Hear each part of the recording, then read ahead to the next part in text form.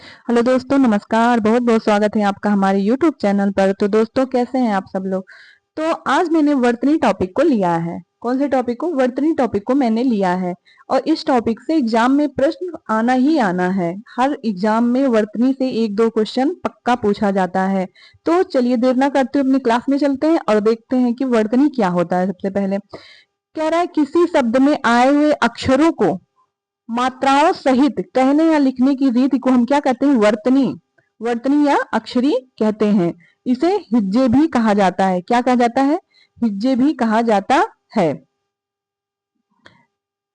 तो कह रहा है आगे, वर्तनी का सीधा संबंध वर्तनी का सीधा संबंध उच्चारण से होता है। किससे होता है? उच्चारण से होता है। हिंदी में जो बोला जाता है वही लिखा जाता है।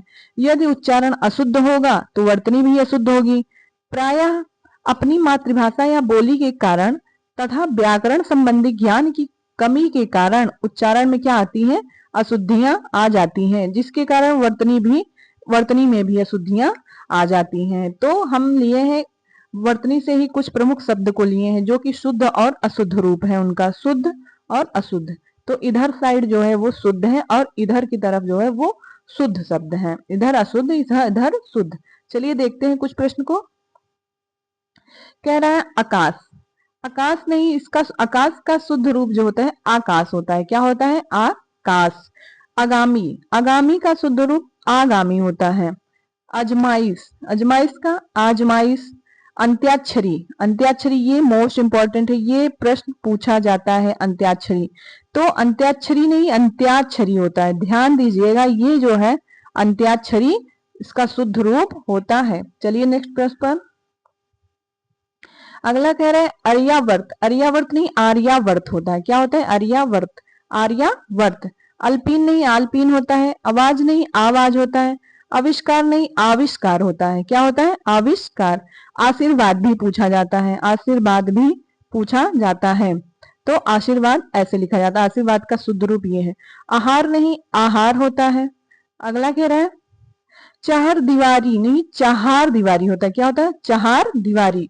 फिर कह रहा है अनाधिकार। अनाधिकार नहीं अनधिकार होता है। अनाधिकार का शुद्ध रूप जो है वो अनधिकार होता है। आज काल दिया है। आज काल नहीं आज कल होता है। क्या होता है? आज कल। अधीन। आधीन दिया है। आधीन, ये भी इंपॉर्टेंट क्वेश्चन है। आधीन नहीं आधीन का जो है शुद्ध रूप जो है अधीन होता है। ढाकना। ढाकना नहीं ढकना होता है। तत्कालिक नहीं तात्कालिक। नदान नहीं नादान होता है। और नाराज। नाराज नहीं नाराज होता है। प्रमाणिक भी पूछा जाता है, ये भी इंपॉर्टेंट क्वेश्चन है, इंपॉर्टेंट प्रश्न बन सकता है। प्रमाणिक नहीं प्रामाणिक होता है। बादाम नहीं बादाम होता है। ब्राह्मण नहीं ब्राह्मण होता है। और ये भी इंपॉर्टेंट है भागीरथी, मोस्ट इंपॉर्टेंट है ये। भागीरथ नहीं भागीरथी होता है। साप्ताहिक नहीं साप्ताहिक होता है। सांसारिक नहीं सांसारिक होता है। कह रहा है दुर्वस्था। दुर्वस्थ। दुर्वस्थ नहीं दुर्वस्था होता है, ये शुद्ध रूप है इसका। बारात नहीं बारात होता है। हस्तक्षेप नहीं हस्तक्षेप। हाथनी नहीं हथनी होता है। तो ये थे कुछ शुद्ध और अशुद्ध शब्द थे, आपने देखा। और चलिए चलते हैं, 10 प्रश्न है, फटाफट 10 प्रश्न को हल करते हैं। वर्तनी से ही है।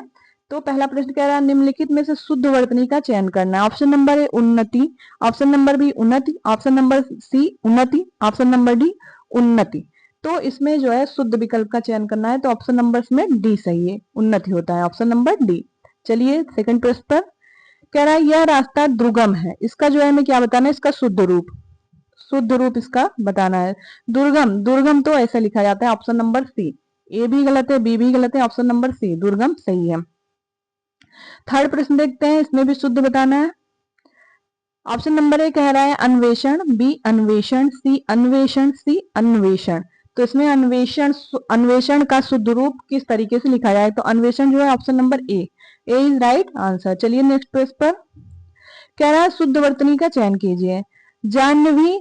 ऑप्शन नंबर ए कह रहा है जाह्नवी, ऑप्शन नंबर सी कह रहा है जाह्नवी, ऑप्शन नंबर जाह्नवी। तो इसका शुद्ध रूप कौन सा होगा? तो इसमें option number C is right answer. चलिए नेक्स्ट पेज पर। इसमें भी शुद्ध बताना है। अधोपतन। ऑप्शन नंबर ए कह रहा है अधोपतन, बी कह रहा है आधी पतन, ऑप्शन नंबर सी कह रहा है अधा पतन और ऑप्शन नंबर डी कह रहा है आधा पतन। तो अधो पतन नहीं होता है, ए ऑप्शन गलत है। बी भी आधी पतन भी नहीं होता, बी भी गलत है। और सी कह रहा है अधा पतन, तो सी इज राइट आंसर, डी भी गलत है, तो सी विकल्प इसमें सही है। चलिए 6 प्रश्न पर चलते हैं। मैं कह रहा शुद्ध वर्तनी का चयन करना, ये भी अष्टि, श्रेष्टि, सृष्टि और षष्टि। तो इसमें हमें सृष्टि का शुद्ध रूप बताना है। किसका शुद्ध रूप बताना है? सृष्टि का। तो इसमें सी जो है ये सही है, सृष्टि जो है सी सही है। चलिए अगले प्रश्न पर चलते हैं। अगला प्रश्न भी शुद्ध वर्तनी इसमें चयन करना है।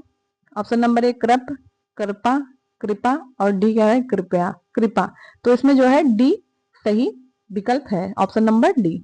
चलिए 8 प्रश्न पर शुद्ध वर्तनी का चयन करना है। तहसीलदारी, तहसीलदारी, सी कह रहा है तहसीलदारी और डी कह रहा है तहसीलदारी। तो इसमें जो है, एक सेकंड, तो इसमें जो है ऑप्शन नंबर ए सही है, ऑप्शन नंबर ए सही है। चलिए नेक्स्ट प्रश्न पर शुद्ध वर्तनी का चयन करना है इसमें भी। तो इसमें अपकीर्ति, अपकीर्ति, अपकीर्ति और डी कह रहा है अपकीर्त। तो जो है इसमें अपकीर्ति, बी इज राइट आंसर। चलिए लास्ट प्रश्न है आज का। शुद्ध वर्तनी का चयन करना, इसमें भी तरुण, तरुण, तरुण, तरुण। तो इसमें जो है option number A is right answer. तो दोस्तों ये था आज का हमारा वर्तनी टॉपिक से कुछ प्रश्न हमने लिया। आज की क्लास बहुत छोटी थी, तो दोस्तों वीडियो को एंड तक देखना। यदि अच्छा लगे तो वीडियो को लाइक करना, चैनल को सब्सक्राइब करना और जो है अपने दोस्तों के पास भी शेयर करना और कमेंट बॉक्स में प्यारा सा कमेंट लिखना। तब तक मिलते हैं अपने अगले वीडियो में, तब तक लिए बहुत बहुत धन्यवाद।